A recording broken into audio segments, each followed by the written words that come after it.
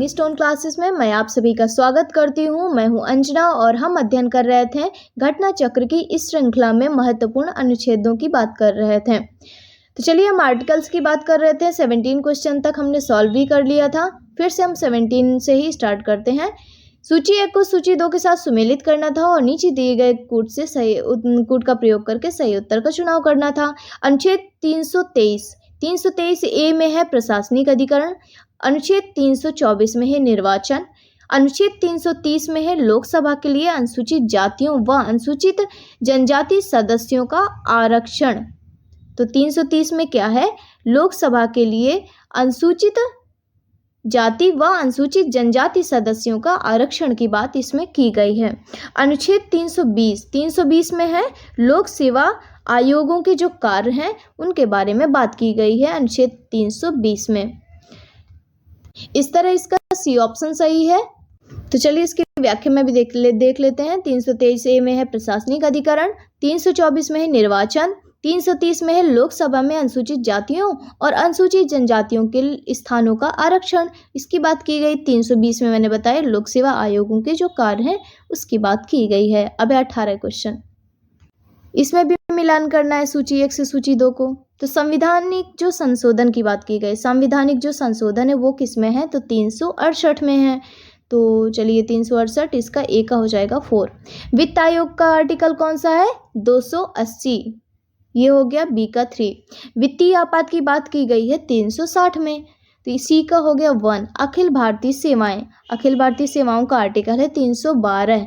तो इस तरीके से संविधान संशोधन का आर्टिकल 368, वित्त आयोग 280, वित्तीय आपात 360 और अखिल भारतीय सेवाओं का जो आर्टिकल है वो है 312।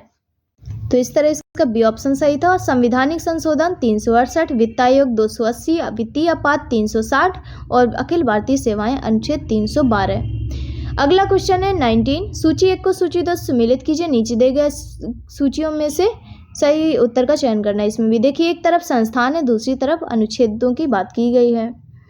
तो भारत का नियंत्रक एवं महालेखा परीक्षक, तो इसमें भारत का नियंत्रक एवं महालेखा परीक्षक का जो आर्टिकल है वो है 148।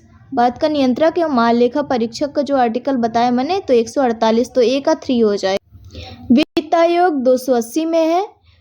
प्रशासनिक अधिकरण है 323 ए में। प्रशासनिक अधिकरण किस में है? 323 के ए में। संघ लोक सेवा का आयोग का जो आर्टिकल है, संघ लोक सेवा आयोग, तो है 315 में। तो भारत का नियंत्रक है महालेखा परीक्षक 148 में, वित्त आयोग 280 में, प्रशासनिक अधिकरण 323 ए में और संघ लोक सेवा आयोग 315 इसका आर्टिकल है। तो इस तरीके से जो हमारा क्वेश्चन है इसका ए नंबर सही होगा। तो भारत का नियंत्रक एवं महालेखा जो परीक्षक जो है ये है 148, वित्त आयोग 280, प्रशासनिक अधिकरण 323 है, संघ लोक सेवा आयोग 315 है। अब हमारा अगला क्वेश्चन है, हमारा 20 नंबर का क्वेश्चन है कि निम्नलिखित युग्मों में से कौन सा एक सही सुमेलित नहीं है? तो इसमें ए में है अंतर राज्य परिषद, जो कि इसका अनुच्छेद है 263, बिल्कुल सही है। वित्त आयोग का आर्टिकल है 280, ये भी सही है। प्रशासनिक अधिकरण की बात की गई है अनुच्छेद 223 का में, तो ये भी सही है। और संघ लोक सेवा आयोग का जो आर्टिकल है वो है 315, तो ये भी सही है। लेकिन आयोग ने इसका जो आंसर माना है वो सी को माना है, तो इसलिए ये जो क्वेश्चन है ये मूल्यांकन से बाहर किए जाने वाली बात इसमें की गई है। तो ये वाला जो क्वेश्चन है ये विवादित है। तो चलिए अब अगला क्वेश्चन देखते हैं, इसकी व्याख्या भी देख लेते हैं। 1 मिनट।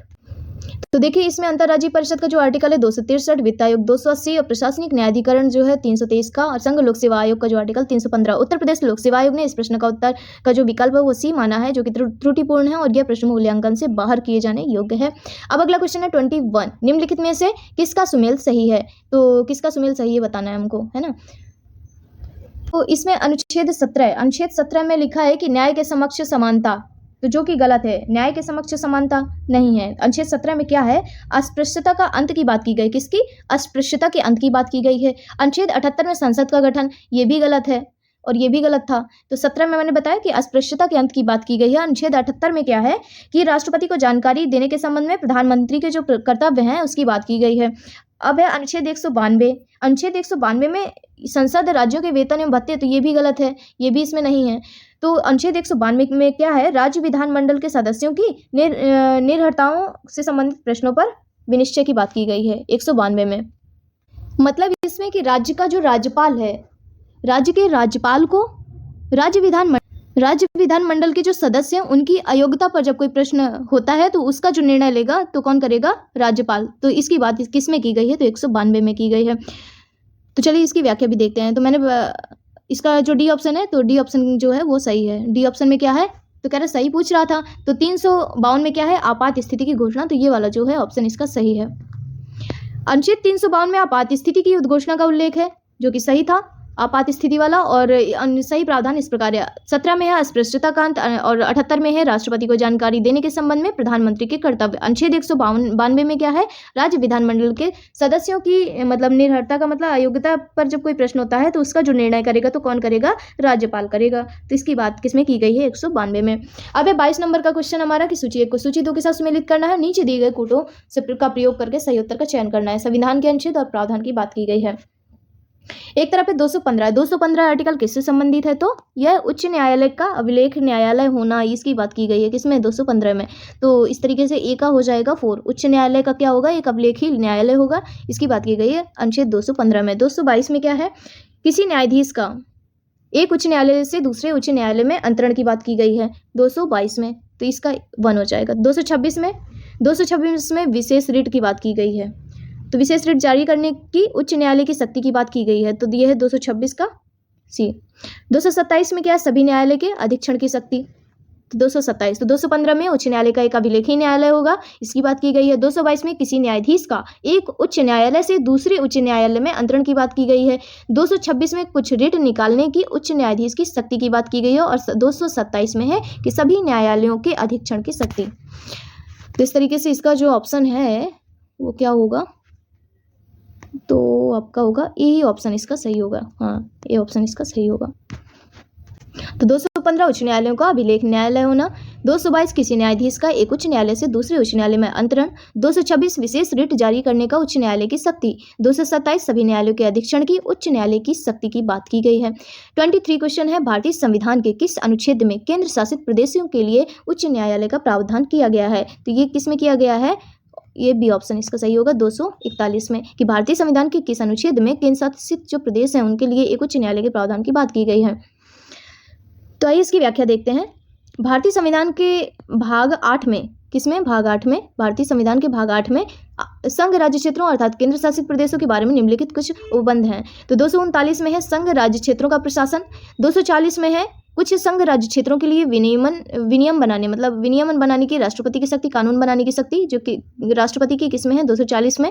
और 241 में है संघ राज्य क्षेत्रों के लिए उच्च न्यायालय, ये किसमें है? 241 में। और 242 में है निश्चित।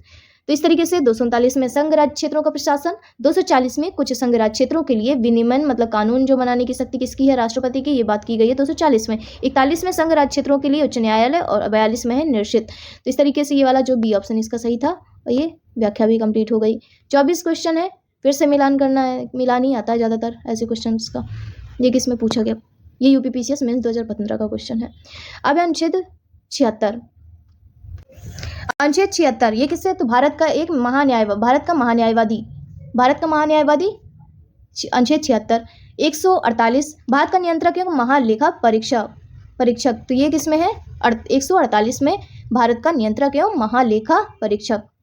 अनुच्छेद 75 का सब क्लॉज 1 में क्या है? केंद्रीय मंत्रियों की नियुक्ति सी का 4। और अनुच्छेद 131 में क्या है? सर्वोच्च न्यायालय का क्षेत्राधिकार। तो 131 में है सर्वोच्च न्यायालय का क्षेत्राधिकार। तो 76 में भारत का महान्यायवादी, 148 में भारत का नियंत्रक एवं महालेखा परीक्षक, और 75 का सब क्लॉज 1 जो है केंद्रीय मंत्रियों की नियुक्ति की बात की गई है, और 131 में है सर्वोच्च न्यायालय का क्षेत्राधिकार की बात की गई है। तो इस तरह से इसका बी ऑप्शन सही था। 76 में भारत का महान्यायवादी, 148 में भारत का नियंत्रक एवं महालेखा परीक्षक, अनुच्छेद 15 का क्लॉज 1 में है, सब क्लॉज 1 में केंद्रीय मंत्रियों की नियुक्ति, और 131 में सर्वोच्च न्यायालय का क्षेत्राधिकार। अगला क्वेश्चन है 25।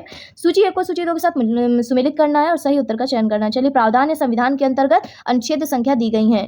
तो है विधि के सम्मुख समानता। ये क्या है? 14, आर्टिकल 14, विधि के सम्मुख समानता। ये है आपका अनुच्छेद 14, सॉरी, ये विधि के सम्मुख, ये ए का 3 हो जाएगा। कार्य करने का अधिकार 41 में है। कार्य करने का जो बी का 4 हो जाएगा। 41 अनुच्छेद 41 से संबंधित क्या है? कार्य करने का अधिकार। कार्य करने के लिए सही और मानवीय स्थितियों की जो बात की गई है वो किस में है? तो 42 में। तो कार्य करने के लिए मानवीय स्थितियां, मतलब ये किसकी बात की गई है? तो इसमें है अनुच्छेद 42 में इसकी बात की गई है। बच्चों के लिए मुफ्त एवं अनिवार्य शिक्षा की बात की गई है, ये 45 में। तो डी का हो जाएगा 2 ऑप्शन। तो इसमें शैशव पूर्व देखभाल तथा 6 वर्ष से कम आयु के बच्चों की के लिए शिक्षा की व्यवस्था की ये सब बात की गई है, ये 45 में। आइए इसकी व्याख्या देख लेते हैं। तो इसका कह रहा है कौन सा विकल्प सही है? तो इसमें आपका इसको भी मूल्यांकन से बाहर किया है। विधि के सम्मुख समानता जो है, तो इसके सही देखिए, विधि के सम्मुख समानता अनुच्छेद 14, विधि के सम्मुख समानता अनुच्छेद 14, कार्य करने का अधिकार अनुच्छेद 41, कार्य करने के लिए सही और मानवीय स्थितियों की बात की गई है 42 में। शैशव पूर्व देखभाल तथा 6 वर्ष से कम आयु के बच्चों के लिए शिक्षा की व्यवस्था की बात की गई है अनुच्छेद 45 में। अब इसमें नोट में दिया गया है कि बच्चों के लिए मुफ्त एवं अनिवार्य शिक्षा का जो प्रावधान है मूलतः नीति निर्देशक तत्वों के तहत, तो ये जो बच्चों के लिए मुफ्त एवं अनिवार्य शिक्षा का जो प्रावधान है किसमें है? तो नीति निर्देशक तत्वों के तहत कौन से अनुच्छेद में है? तो 45 में वर्णित था। परंतु 86वां जो संविधान संशोधन 2002 में हुआ तो इसे अनुच्छेद 21 का के रूप में, इसको क्या किया गया? अनुच्छेद 21 का के रूप में मूल अधिकारों में शामिल किए जाने के साथ साथ 145 में इसके स्थान पर शैशव पूर्व देखभाल तथा 6 वर्ष से कम आयु के बच्चों की शिक्षा के लिए व्यवस्था जो है प्रतिस्थापित किया गया। मतलब इसमें बच्चों के लिए जो मुफ्त तथा अनिवार्य शिक्षा का जो प्रावधान मूलतः नीति निर्देशक तत्वों के तहत अनुच्छेद 45 में वर्णित था, लेकिन जो 86वां जो संविधान संशोधन हुआ, 86वां संविधान संशोधन 2000 के माध्यम से इसे अनुच्छेद का के रूप में मूल अधिकारों में शामिल कर दिया गया और इसके साथ साथ अनुच्छेद 45 में इसके स्थान पर क्या कर दिया गया? शैशव पूर्व देखभाल तथा 6 वर्ष से कम आयु के बच्चों की शिक्षा के लिए व्यवस्था ये कर दिया गया जाके अनुच्छेद 45 में। और इसको अनुच्छेद 21 का जो है काम में क्या कर दिया गया? ये पहले नीति निर्देशक तत्व में शामिल था, बाद में इसको ये जो 86वां जो संविधान संशोधन हुआ 2002 में, तो ये किस में शामिल हो गया? जाके मूल अधिकारों में इसको शामिल कर दिया गया। तो इस तरीके से इसकी व्याख्या कंप्लीट हुई। अब हमारा अगला क्वेश्चन है 26 नंबर का, निम्नलिखित में से कौन सा सही सुमेलित नहीं है? सही सुमेलित नहीं है बताना है। तो 371 का नागालैंड का प्रावधान सही सुमेलित नहीं है, तो ये पहला वाला तो सही है। 371 खा असम, ये भी सही है। 371 गा ये मेघालय, तो जो 371 का गा है वो उसमें क्या है? मणिपुर की बात की गई है, ना कि मेघालय की। तो ये वाला जो है वो ऑप्शन ये गलत है। 371 घा आंध्र प्रदेश, तो ये भी सही है। तो ये कह रहा है कौन सा सही सुमेलित नहीं था? तो सी वाला जो ऑप्शन है वो सही सुमेलित नहीं है। तो अब इसकी व्याख्या में चलिए देखते हैं। संविधान के भाग 21, संविधान के भाग 21 मतलब अस्थायी, संक्रमणकालीन और विशेष उपबंध है इसमें। तो के अनुच्छेद एवं संबंध राज्य इस प्रकार हैं। 371 में महाराष्ट्र और गुजरात की बात की गई है। 371 में महाराष्ट्र और गुजरात। 371 का में नागालैंड, 371 खा में असम, 371 गा में मणिपुर। तो 371 खा में असम, 371 गा में मणिपुर, 371 गा में आंध्र प्रदेश या तेलंगाना और 371 अंगा में की गई है आंध्र प्रदेश में केंद्रीय विश्वविद्यालय और 371 में ये 371 चा में बात की गई है सिक्किम की, 371 छा में मिजोरम की बात, 371 जा में अरुणाचल प्रदेश की बात और 371 झा में गोवा, 371 इया में की गई है कर्नाटक की बात। तो इस तरीके से हमारा टॉपिक कंप्लीट हुआ और हमारा जो अगला टॉपिक होगा अनुसूचियाँ। तो चलिए मिलते हैं अगले वीडियो में। Thank you. जय हिंद, जय भारत।